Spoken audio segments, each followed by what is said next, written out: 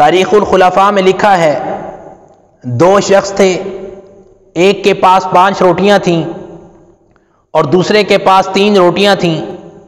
دونوں کھانا کھانے کے لیے بیٹھے تو ایک تیسرا شخص ان کے پاس آیا اور آ کر سلام کرنے لگا۔ دونوں نے اس تیسرے شخص کو بھی کھانے کی دعوت دی، چنانچہ وہ تیسرا شخص بھی ان کے ساتھ کھانا کھانے لگا۔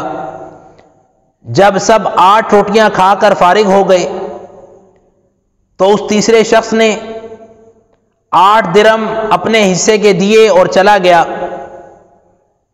5 روٹیوں والے شخص نے یہ فیصلہ کیا کہ 5 روٹیاں اپنی ہونے کی وجہ سے 5 درہم اپنے پاس رکھ لیے اور 3 درہم 3 روٹیوں والے کو دینے چاہے، لیکن وہ 3 روٹیوں والا 3 درہم پر راضی نہ ہوا۔ وہ یہ چاہتا تھا کہ 8 درہم دونوں میں برابر تقسیم کیے جائیں۔ چنانچہ یہ معاملہ حضرت علی المرتضیٰ رضی اللہ تعالی عنہ کی عدالت میں پیش ہوا اور وہاں دونوں نے اپنا قضیہ پیش کیا۔ حضرت علی المرتضیٰ رضی اللہ تعالی عنہ نے فرمایا 3 روٹیوں والے سے کہ تمہارے رفیق نے جو فیصلہ کیا ہے تم اسے قبول کر لو، وہ تمہارے لیے زیادہ فائدہ مند اور نفع بخش ہے۔ وہ شخص کہنے لگا کہ حضرت حق پر جو بھی فیصلہ ہوگا مجھے وہ منظور ہے۔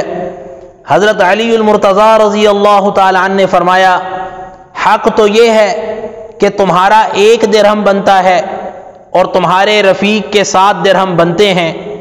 وہ شخص یہ سن کر حیران ہو گیا، کہنے لگا حضرت آپ نے عجیب فیصلہ کر دیا ہے، ذرا اس کی وضاحت کر دیں تاکہ میرے لیے فیصلے کو قبول کرنا آسان ہو جائے۔ حضرت علی المرتضیٰ رضی اللہ تعالی عنہ نے فرمایا کہ تمہارے پاس 3 روٹیاں تھیں اور تمہارے رفیق کے پاس 5 روٹیاں، تم دونوں نے برابر روٹیاں کھائیں اور پھر ایک تیسرے شخص کو بھی برابر حصہ دیا، لہذا اگر تمہاری 3 روٹیوں کو 3 حصوں پر تقسیم کیا جائے تو اس کے 9 ٹکڑے بنتے ہیں اور تمہارے رفیق کے 15 ٹکڑے بنتے ہیں۔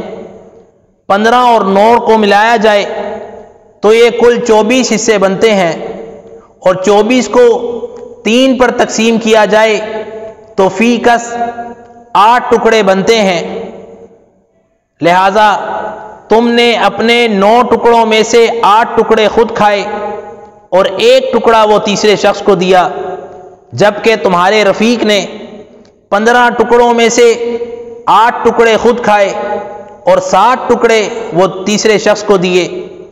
اس لیے تمہارا 8 درہموں میں سے 1 درہم بنتا ہے اور تمہارے رفیق کے 7 درہم بنتے ہیں۔ یہ سن کر وہ شخص مسکرانے لگا اور کہنے لگا حضرت میں آپ کے فیصلے پر راضی ہوں۔